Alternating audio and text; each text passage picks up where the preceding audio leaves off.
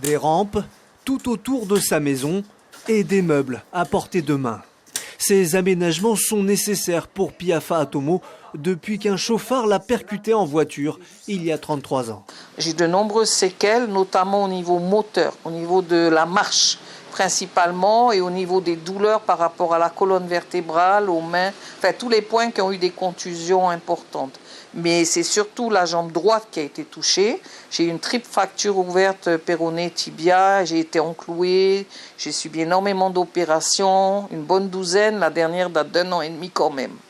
À 66 ans, elle limite ses déplacements afin que les douleurs soient les plus faibles possibles. Alors, elle fait ses courses au plus près de chez elle, dans cette station-service de préférence où elle a ses habitudes.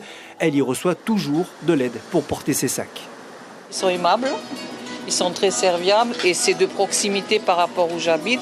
Mais c'est surtout qu'avec mes problèmes physique, de déplacement, je ne peux pas rester longtemps debout. Il n'y a pas la queue quasiment. Les médicaments ont toujours été présents dans sa vie depuis l'accident. Bien rangé pour ne pas être oublié lors des repas, le dosage est strict car durant des décennies de traitements lourds, son corps a souffert des effets secondaires.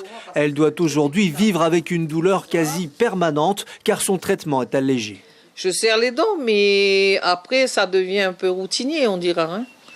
On se fait une raison, ce qu'on veut c'est vivre. Le plus décemment possible, le plus dignement possible, en dépendant le moins possible des autres personnes. Donc il faut apprendre à développer son autonomie, à savoir faire preuve aussi d'humilité. Des fois on n'est pas content, on garde sur soi parce qu'on est déjà heureux quand on nous aide. Elle avoue ne pas avoir pardonné au responsable de son état. Ce dernier ne lui a d'ailleurs fait aucune excuse et n'a écopé que d'une faible amende. Alors, elle pense utile que les chauffards accompagnent pour un temps les personnes qu'ils ont estropiées dans le but de les responsabiliser.